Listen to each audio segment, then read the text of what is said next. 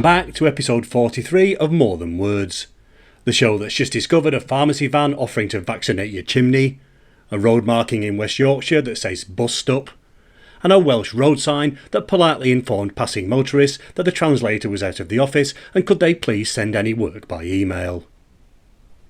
This week, a village so small it's essentially a footnote to its own giant redwood, a tree that spent a century and a half bulking up to the widest waistline of any in Britain and is now blatantly showing off.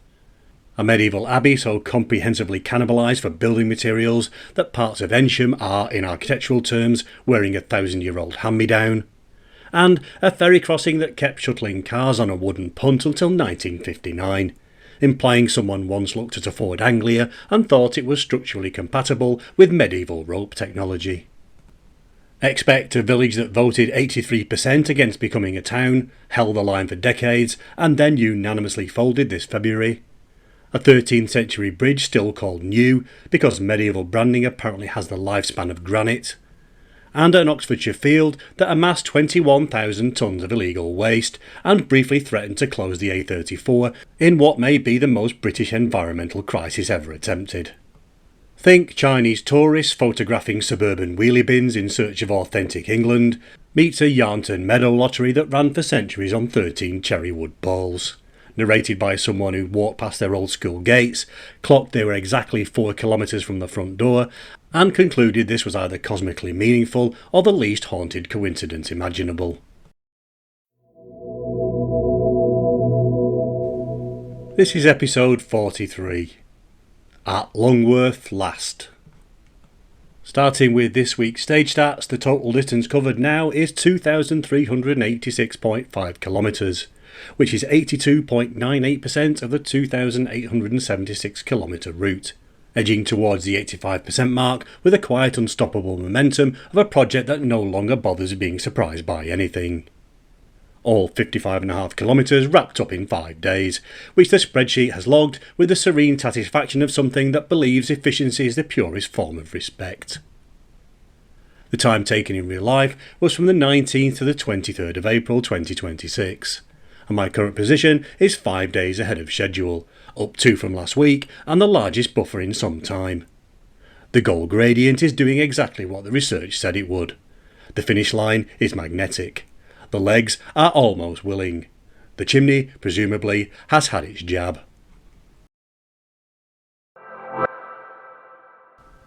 IRL. Signs of the times. Stage 43 was a brisk one. 55.5 kilometres dispatched in just 5 days, at a pace that suggests either admirable efficiency or a week in which I simply ran out of plausible reasons to dawdle. Either way, the spreadsheet is delighted. And in this project, the spreadsheet's emotional well-being is the closest thing we have to a guiding principle.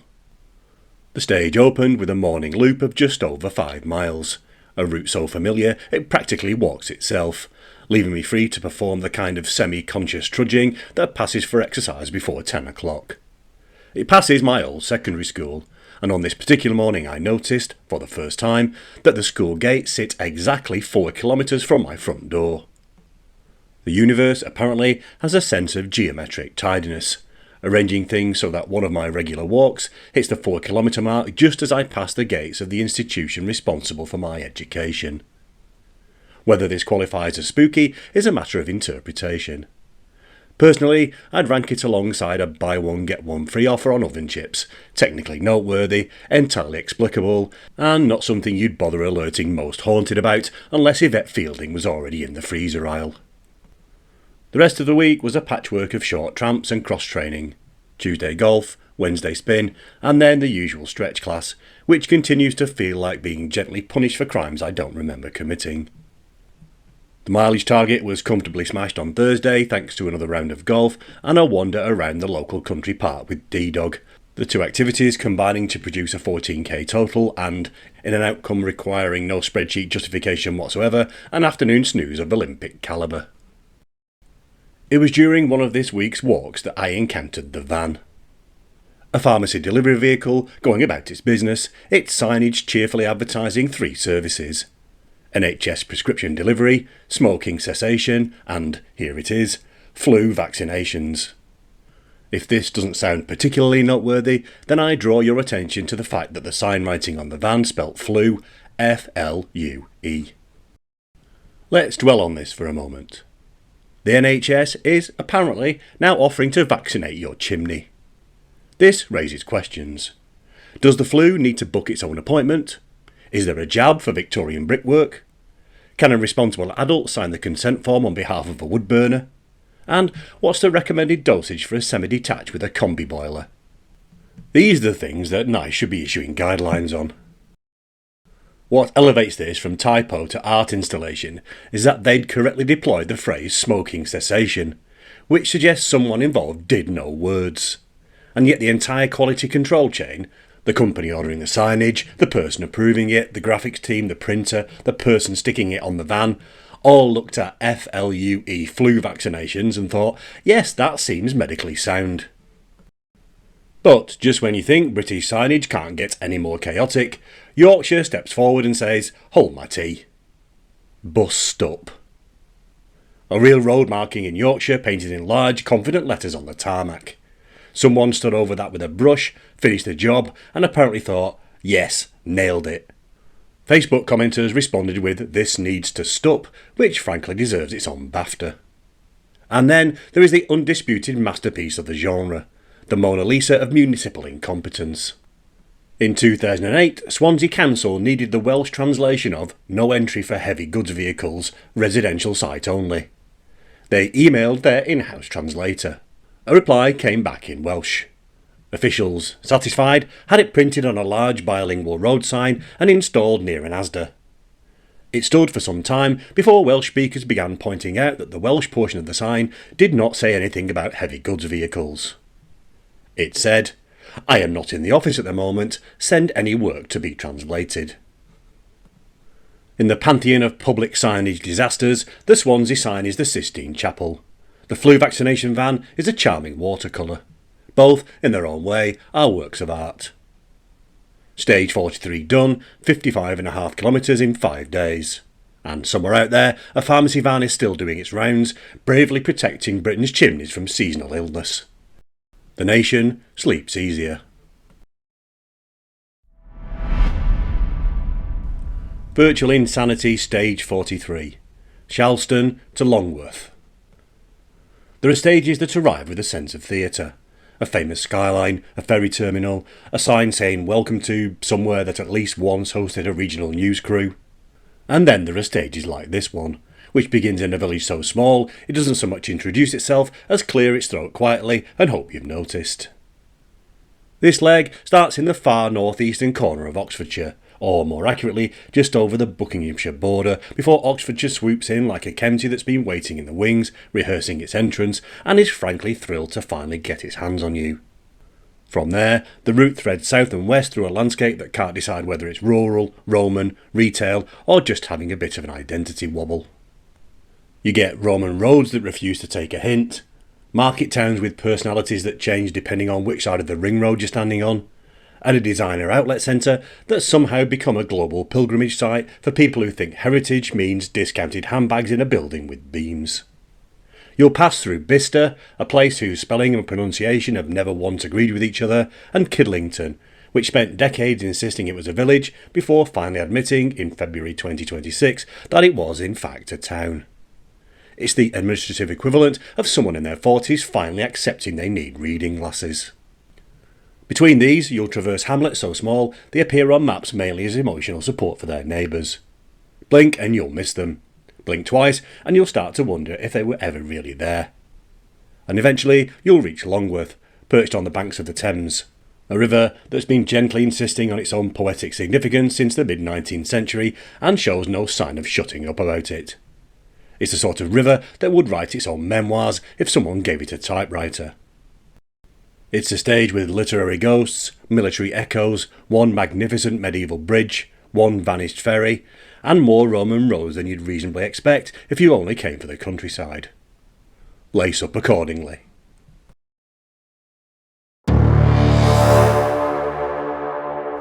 Written in Shalstone.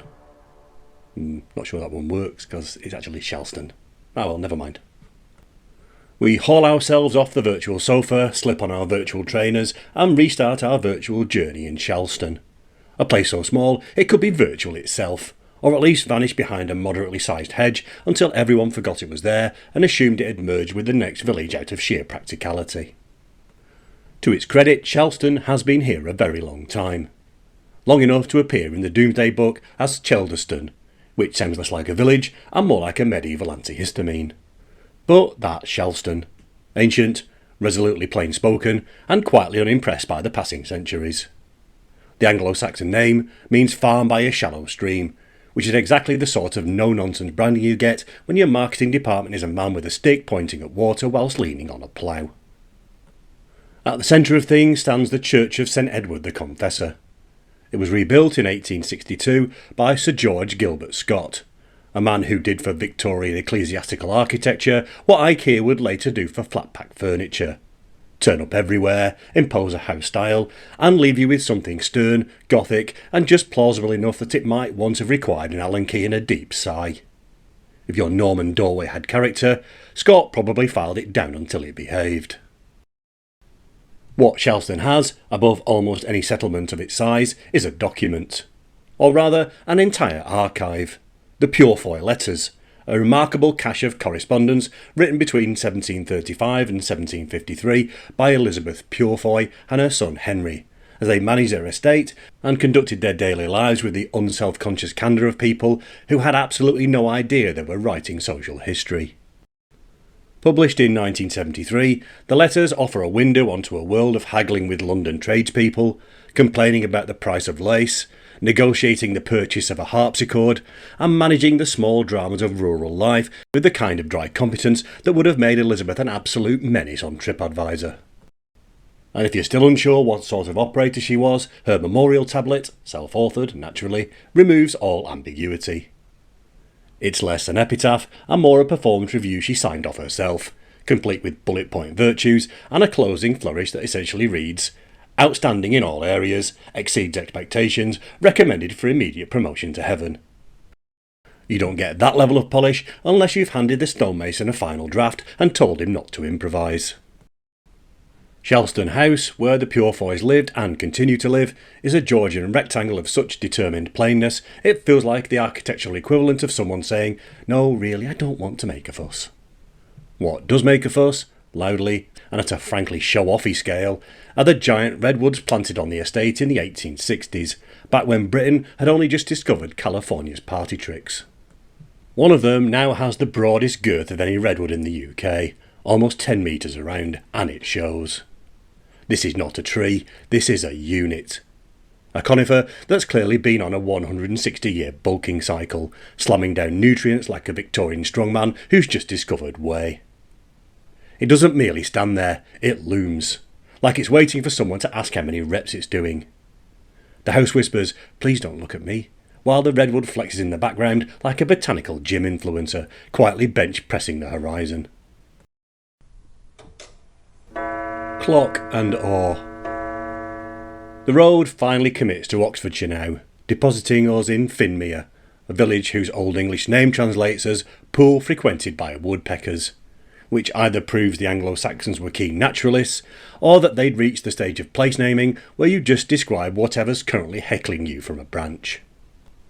Finmere sits so precisely on the Buckinghamshire border, it spent centuries in a state of administrative limbo, like a settlement that can't decide which county WhatsApp group to mute. Even the Domesday book couldn't make up its mind, casually filing bits of it under Northamptonshire because medieval clerks apparently treated county boundaries the way drivers treat mini roundabouts, advisory at best. The Red Line pub ended up in Buckinghamshire, the now departed King's Head was in Oxfordshire, and the stream running through the middle seems to have been left to choose its own identity like a hydrological free spirit. The village predates the conquest. Before 1066, the manor of Finmere belonged to Wulfward the White, a name that suggests early medieval England outsourced character creation to a fantasy novelist on a deadline. He held it as a man of Queen Edith, wife of Edward the Confessor. In a lineup so medieval, it reads like George R.R. Martin's first draft before he dialed it back for plausibility. After the conquest, William of Normandy handed the place to Geoffrey de Montbray, Bishop of Coutances, A man who somehow combined being a senior churchman with moonlighting as one of William's military enforcers, because the 11th century treated the separation of church and warfare as an optional plug-in. St Michael's Church is a minor celebrity among turret clock enthusiasts, a niche but very real demographic, thanks to its 1697 clock, funded by 22 donors who scraped together £8 and 10 shillings, presumably after checking down the back of every available pew. The rectory, meanwhile, has lived a life of such relentless misfortune it should really have its own insurance category. Rebuilt in 1634, enlarged, blown down by a violent storm in 1662, rebuilt, burned down again in 1668, reduced again by 1685, enlarged again by 1738, and finally demolished in 1867. It reads less like a building history and more like a centuries-long feud with the weather. Capability Brown, christened thus because he wandered around Britain assuring the aristocracy their gardens had great capabilities, like a Georgian life coach with a spade, even had a go at the grounds. His real name was Lancelot, which feels unnecessarily theatrical for a man whose main battlefield was shrubbery. None of his work survives, self-destructing every few decades like a Georgian Mission Impossible prop. Newton's second law of applied inconvenience. Just south of Finmere, the road drops you into Newton Purcell, a village that spent the last 9 centuries quietly perfecting the art of existing while history strolls past without making eye contact. It began life in the 12th century as a stitched-together manor for the Purcell family, a sort of rural Frankenstein built from pieces of Mixbury and Fringford, complete with a moated manor house whose remains were still visible in the 1950s, long after the building had given up and slumped back into the soil like a disappointing soufflé. The Romans naturally got here first. Their road from Alchester to Towcester runs straight past the village, now reincarnated as the A4421, which means Newton Purcell has spent nearly 2 millennia watching traffic thunder by without ever being the destination. Even the Domesday book didn't bother listing it, the 11th century equivalent of being left off a group email because someone assumed he'd already moved. These days, Newton Purcell's main brush with modernity is HS2, which has spent the past few years repeatedly closing the A4421, removing temporary bridges, dismantling abutments, and generally treating the village like a long-term experiment in how many times you can reroute a B road before the population develops a collective twitch. The locals endure it with the weary resignation of people who know resistance is futile. You sigh, you follow the diversion, and you accept that after 9 centuries of peaceful obscurity, the only visitor with any staying power is a mega project that keeps rearranging the A4421 like it's an over-enthusiastic intern practising for the national finals in pointless disruption. A mile south, Newton Morell consists today of a farmhouse and 2 adjoining cottages, which technically counts as a settlement, though only in the same way 2 chairs and a lamp technically count as a lounge. History hasn't ignored it so much as failed to register its presence, leaving it to drift through time in a sort of rural witness protection programme. The Shalstone Inn, once the parish pub at Newton Purcell, is also now closed. So with the rectory gone, the manor dissolved, and the pub retired from active duty, this corner of Oxfordshire is assembling a greatest hits compilation of local landmarks that have left the chat. Border Terrier. We follow the old Roman road south and reach Caversfield, which looks like a Bicester overspill, but carries itself like the Middle Ages just popped out for milk and are due back any minute. It's technically Oxfordshire now, but only because Parliament eventually got tired of the administrative equivalent of a sock stuck to the back of a jumper. For centuries, Caversfield was a fully fledged exclave of Buckinghamshire, surrounded on all sides by Oxfordshire, yet insisting it belonged to somewhere else. You have to admire the commitment. Most villages would have given up and blended in. Caversfield held its ground until the Counties Detached Parts Act of 1844 finally prized its fingers off the border and told it to behave. Its name has been through more costume changes than a touring Shakespeare company. Caverfell, Caversfield, Caversfeld, Caversfeld, Caversfield, Caversfeld, before eventually setting on Caversfield, presumably out of sheer exhaustion. But the village's real anchor is the Church of St Lawrence, whose Saxon tower base probably dates from the 10th century. Inside sits what is believed to be the oldest inscribed bell in England, cast around 1218 for Hugh and Sibylla Gargate. Names that sound less like medieval benefactors and more like a couple who sell artisanal chutney at £7 a jar and call it small batch with a straight face. The bell was removed from the tower in the 20th century and now lives indoors, because after 8 centuries of being weather-beaten, it finally qualified for sheltered accommodation. The churchyard, however, is where the mood shifts. Here lie 25 Commonwealth war graves, most belonging to young airmen from RAF Bicester, killed not in combat, but in training accidents during the Second World War. There's something especially brutal about that. The idea of dying over Oxfordshire fields while preparing for the real danger elsewhere. Their names sit in neat rows, a calm reminder that even here, peace came at a cost. RAF Bicester began in 1911 as a training field, and somehow became one of the best preserved interwar bomber bases in Britain. The Halifax made its first flight here in 1939, not a detail you expect from somewhere mostly known for discount handbags. Before that, Blenheims and fairy battles filled the sky, which sounds less like military aviation and more like an argument in an enchanted glade. Some of those crews would earn Victoria Crosses for their actions in Belgium the following year. The RAF left in 2004, and the site reinvented itself as Bicester Motion, a heritage industrial automotive aviation campus that also, inevitably, contains a boutique gin distillery. Because if you're going to repurpose a bomber base, you might as well do it with vintage cars, curated nostalgia and small batch alcohol. Talking shop. Bicester, spelt Bicester in the same cheerful disregard for written English that gave us Worcester, Leicester and Marylebone, is a town that spent 1300 years behaving like it's in 2 timelines at once.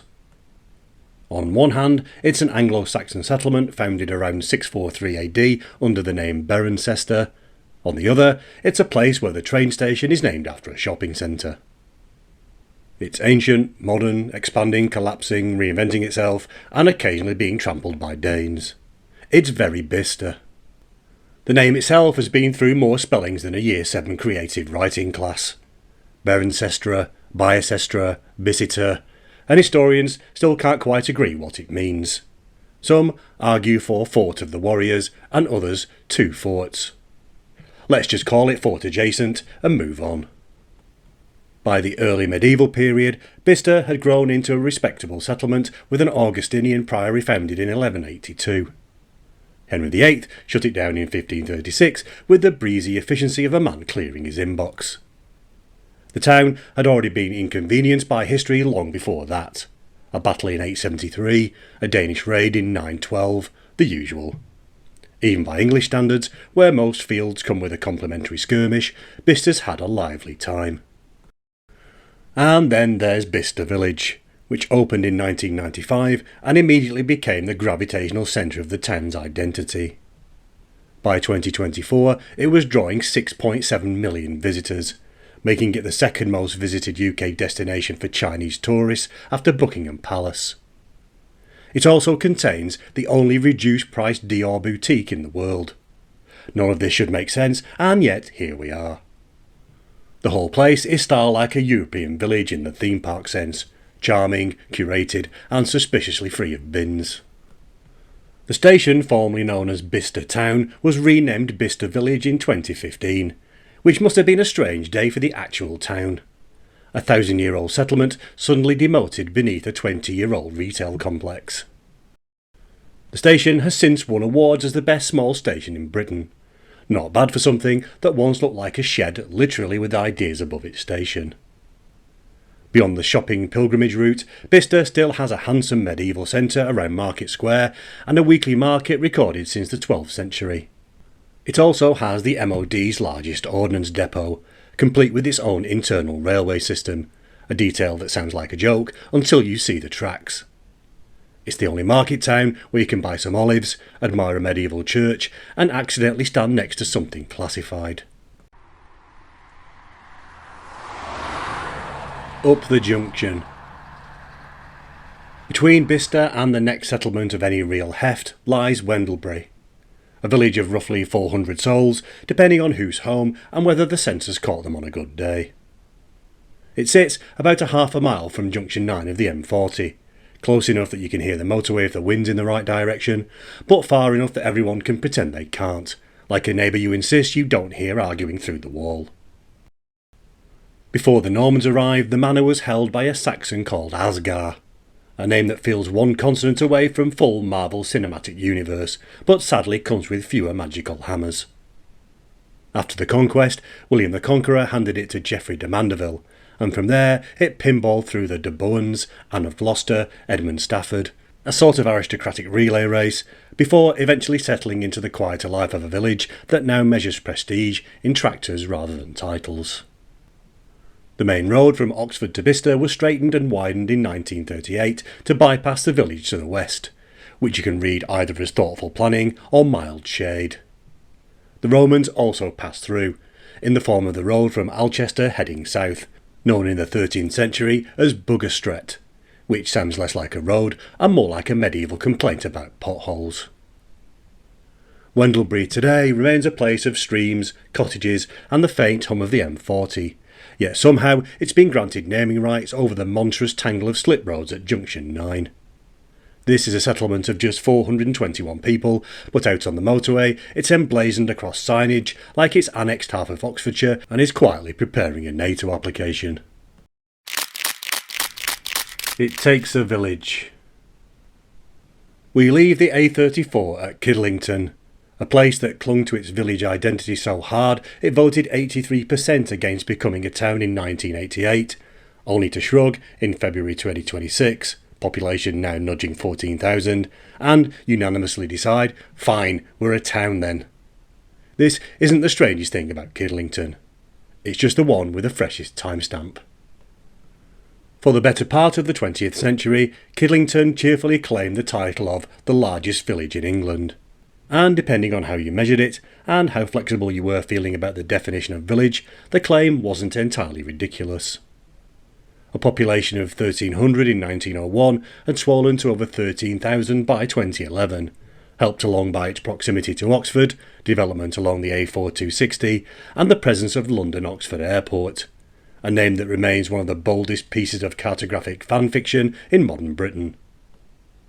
By any objective measure of population, infrastructure and services, roughly 50 shops, 7 pubs, a weekly market, 3 schools, and the headquarters of Thames Valley Police, Kidlington was a town. But its residents, with magnificent stubbornness, insisted it wasn't, and that was that. When the parish council unilaterally rebranded itself as Kidlington Town Council in November 1987, a resulting ballot reversed the decision. 83% voted to remain a village. A democratic telling off so firm, the council might as well have been sent to the naughty step. Then, in February 2026, perhaps worn down by 10 years of new estates sprouting like self-assembling Lego, the council voted unanimously for town status. Whether the residents agreed or were just too tired to object is unclear. Either way, Kidlington is now officially a town, retroactively rendering decades worth of the largest village in England leaflets about as accurate as London Oxford Airport. Kidlington does at least have the decency to come with a proper medieval centrepiece, St Mary the Virgin, a 1220 church with a 171-foot spire known as Our Lady's Needle, visible for miles like a Gothic exclamation mark. The old village core around High Street and Mill Street is a conservation area dotted with historic buildings. An Oxford Zoo lived here from 1931 to 1937, on the site now occupied by Thames Valley Police HQ. In 2018, Kidlington commemorated this by putting an elephant on a roundabout, because subtlety is for other places. And then there was the summer of 2016, which is when Kidlington became, improbably, an international news story. In June of that year, the BBC reported that weekly coachloads of Chinese tourists were turning up on Benmead Road, a perfectly ordinary street of semis, driveways and wheelie bins, and photographing front gardens with the zeal of people who'd finally located the beating heart of Britain. Residents were baffled, theories multiplied. Harry Potter? No, privet drivers in Bracknell. Inspector Morse? No, Oxford. fictional. Largest village bragging rights? One tourist reportedly offered to mow a lawn. Another bounced happily on a child's trampoline. The mystery was eventually solved when a local resident handed a BBC questionnaire to a tour guide, who explained that Chinese tourists who declined to pay an extra fee for a Chinese language tour of nearby Blenheim Palace were dropped in Kidlington instead, far enough away to prevent them walking to the palace and buying a cheaper English ticket. Kidlington was, in effect, a human holding pen for budget-conscious Blenheim tourists. But the tourists themselves seemed to genuinely enjoy it. Here we are looking for the true sense of this country, one guide explained. The environment makes you feel you are closer to the simplicity of your original self. Kidlington. Closer to the simplicity of your original self. The local tourism brochures have not, as far as I'm aware, adopted this as a tagline, but given they've already put an elephant on a roundabout, it feels like the logical next step. Mow and behold. A mile or so to the south, Kidlington offers its own contribution to local folklore. Not the polite, centuries-old kind involving forts and medieval meadows, but the modern industrial-scale variety. A vast illegal waste site dumped by organised criminal gangs, so enormous it briefly looked like the county was attempting to grow its own landfill. Criminals deposited around 21,000 tonnes of rubbish. Tyres, shredded plastic, household waste, across 8,000 square metres of land near the A34, an area bigger than the pitch at Wembley Stadium, before the Environment Agency shut the whole thing down in 2025. At one point, the heat grew so hot internally it hit 75 degrees centigrade, raising the very real possibility that the A34 might be closed by a spontaneous bin-fire apocalypse, which is about as British a crisis as you can engineer without involving a hosepipe ban. And now, after months of legal wrangling and environmental triage, removal has finally begun. A slow, careful excavation of a rubbish mountain that never should have existed in the first place. It's a reminder that Kidlington still hasn't decided whether it's a village or a town, but it has, entirely by accident, managed to become the proud host of the most notorious illegal waste mountain in Oxfordshire. Thankfully just out of smell shot, the village of Yarnton has its own more quietly extraordinary tradition. For centuries, Yarnton settled meadow rights by lottery. 13 named cherrywood balls, drawn each July to allocate strips on Oxymead, Pixiemead and Westmead, flood meadows managed in roughly the same way since the early Middle Ages. 9 balls for Yarnton, 4 for Begbrook, and if you drew a strip, you had to mow the whole thing in a single day. No exceptions, no extensions. It was agriculture as endurance sport. The custom may be older than Domesday, and it ran, astonishingly, until 1978, when it finally collapsed under the weight of people no longer willing to scythe an entire meadow before sundown. It even produced a riot. In 1817, when outside labourers were brought in to meet the one-day mowing rule, tempers flared, a fight broke out, and a man was killed. Not all folk traditions are as gentle as they sound. Some are basically agricultural fight club. Yarnton's other historical showpiece is its manor house, built in 1611 in full Jacobean splendour by Sir Thomas Spencer, part of the Spencer family who were lords of the manor here from 1584, although not to be confused with the other Spencers of Althorpe, whose family tree comes with rather more paparazzi. The Spencers also built a chapel containing the largest collection of early 17th century heraldic stained glass in Oxfordshire, because if you've run a village for a century, you might as well leave something colourful behind. The manor later served as a military hospital during the Civil War, and 40 royalist soldiers were buried in the churchyard between May 1643 and January 1645. On the night of the 3rd of June 1644, King Charles I fled Oxford through Yarnton. A backdoor exit taken because parliamentary forces were closing in and staying put was about to become a very bad idea. The Spencers left their stained glass mic drop, the Civil War left its scars, and Charles I left in a hurry, leaving Yarnton looking quietly overqualified for a place you can stroll across before your tea cools. Never-ending story. The hamlet of Yarnton and the village of Cassington sit together in a parish bounded by the Thames to the south and the Even Lode to the west. Two settlements that have coexisted since Domesday, with the calm detachment of neighbours who nod politely but have never once shared a lawnmower. Cassington's name comes from the Old English meaning tun where cress grows, implying that medieval villagers were prepared to define their entire civic identity around the leafy garnish you brush off an egg sandwich before eating it. The village is split into Upper and Lower Cassington, each with its own green, as if the residents long ago decided the safest way to avoid an argument about where to put the communal lawn was simply to have two. Between 1800 and 1802, the Duke of Marlborough, being both a shareholder in the Oxford Canal and the sort of person who looked at a map and saw not geography but a to-do list, built a short canal from the Thames to a wharf on the Cassington to Ensham Road. It was essentially a 2-year attempt to monetise a puddle. The wharf even had its own pub, the Barge, which opened in 1804 and closed in 1872. 68 years spent learning, very slowly, that canals are not a scalable business model. By the end, the whole enterprise felt like a start-up built on the pitch. What if we move water a bit and hope for the best? A little to the south once stood Somerford, a hamlet abandoned early in the 14th century. The records don't say why, but given the century in question, the possibilities range from catastrophic harvest failure to everyone died of something with a name like a medieval metal band. It was, in short, a terrible time to be a small rural settlement. The agricultural economy collapsed, the population collapsed, and then the population that had collapsed again. Somerford simply bowed out early, like a contestant on a reality show who's realised a prize isn't worth the emotional damage.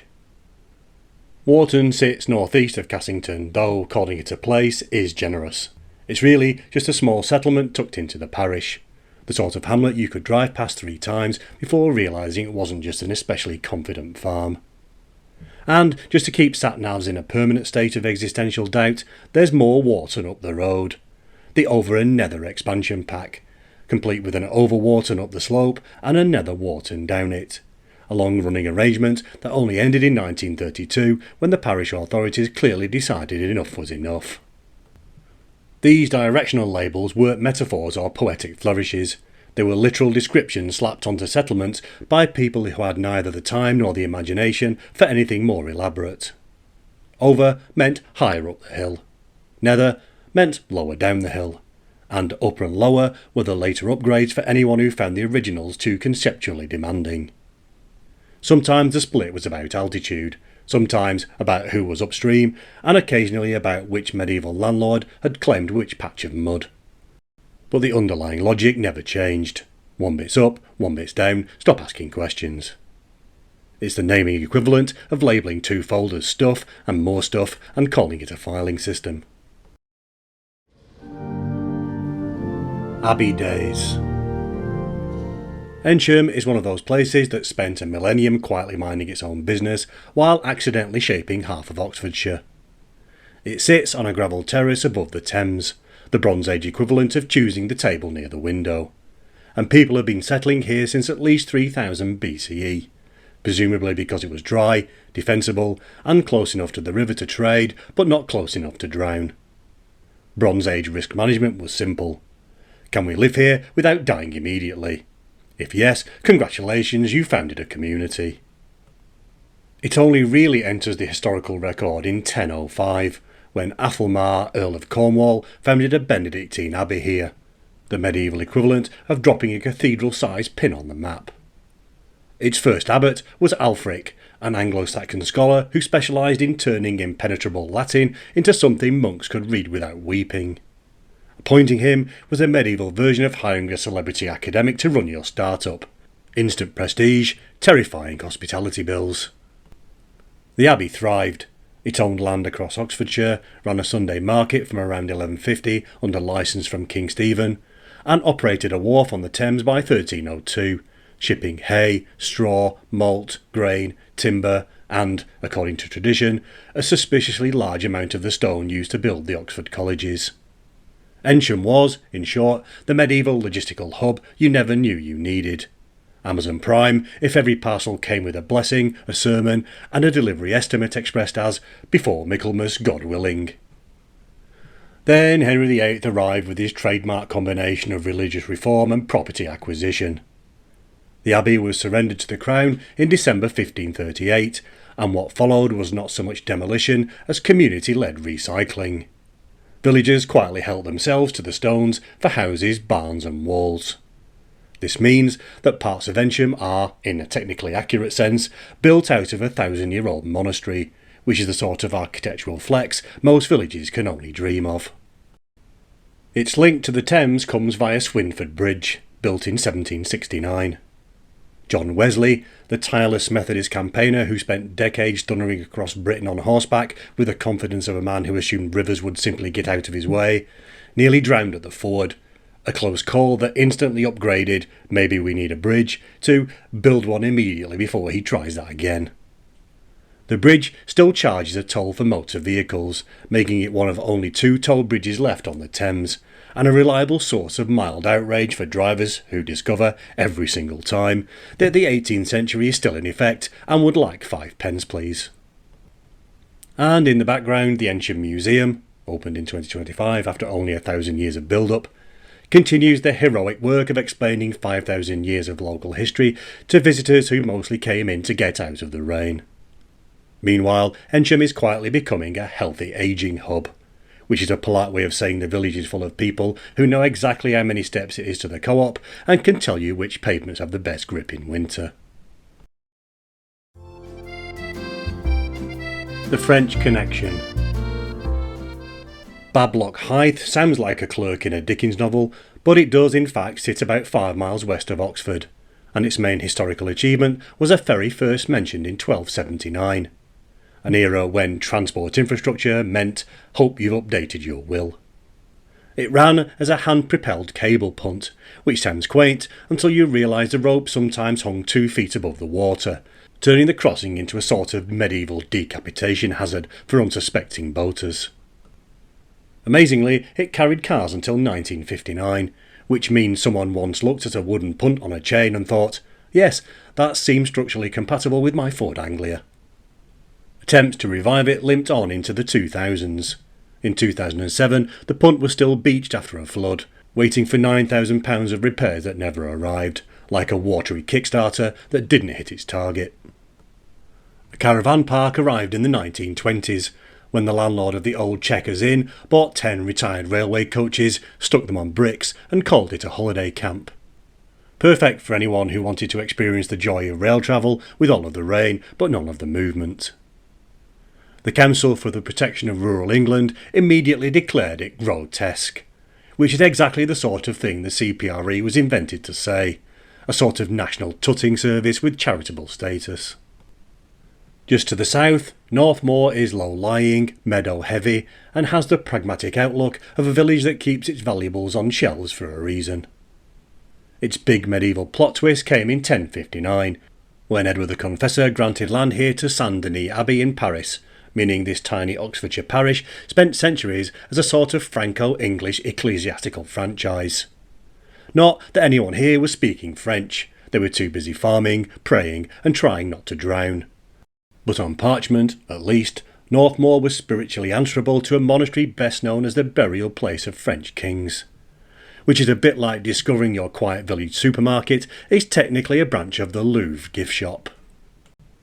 The admin chain went Northmoor to Deerhurst Priory, itself on a long-term loan deal with France like it was a bench-warming Premier League defender, to Saint-Denis Abbey, because medieval church governance was basically a long-distance relationship held together by wax seals and wishful thinking. This is also why St Denis's Church, with its 13th century chancel, 14th century transepts and 15th century tower, is named after the patron saint of France. Nothing says Oxfordshire village quite like a Norman-rooted church dedicated to a French martyr because of a property deal signed a millennium ago.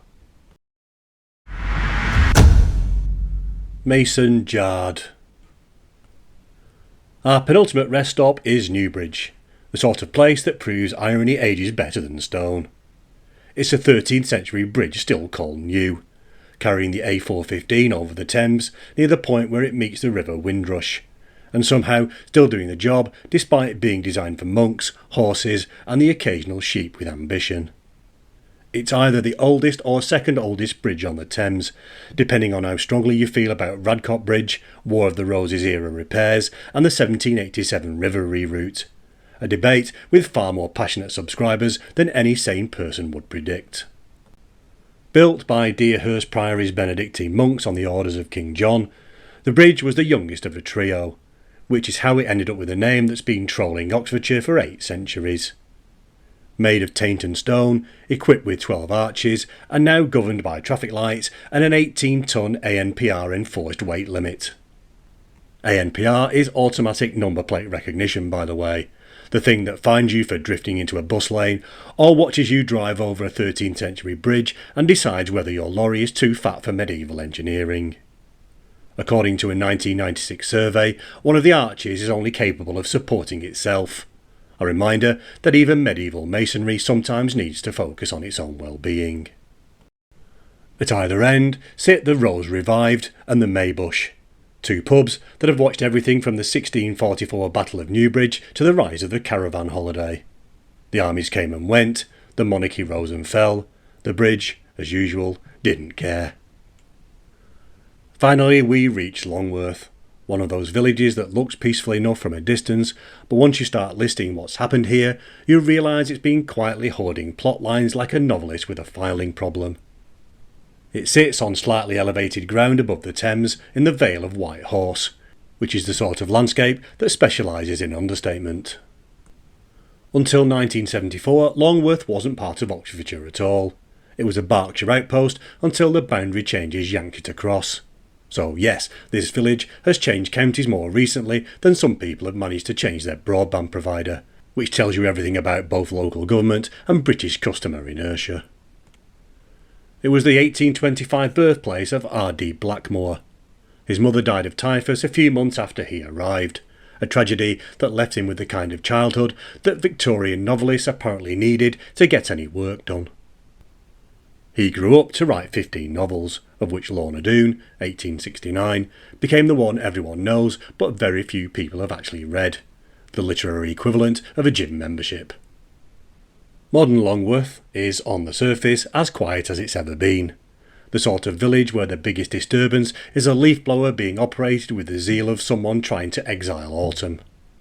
The local feeds mostly cycle through the usual rural repertoire, the odd crime alert, a reminder about the fate, a notice that the film club is showing something with subtitles. But the clear drama du jour is the ongoing standoff between Longworth Parish Council and the Vale of White Horse District Council over a planning application for 5 new homes at Woodland Farm. A showdown conducted with the kind of weaponised politeness only English bureaucracy can produce. It's the sort of drama BBC Forward markets as a slow burn thriller, complete with ominous shots of lever arch files and a narrator intoning tensions mount as someone requests clarification on paragraph 4b. The books stops here. And so the stage winds down on the bank of the Thames. We've crossed from Buckinghamshire into Oxfordshire through Roman roads and Saxon settlements, past an airfield that launched Halifax bombers, through a shopping centre pretending to be a village, through England's recently former largest village finally admitting it was a town, along a river that has inspired poetry, misplaced its ferries and maintained its bridges with the sort of stubbornness that would have made its monks proud. We've nodded at Ensham's vanished abbey, its stones now redistributed into private houses like a Benedictine flat pack, at Bablock Hythe's missing punt, at Yarnton's 13 wooden balls, at Kidlington's bemused Chinese visitors and its centuries-long refusal to decide what it was.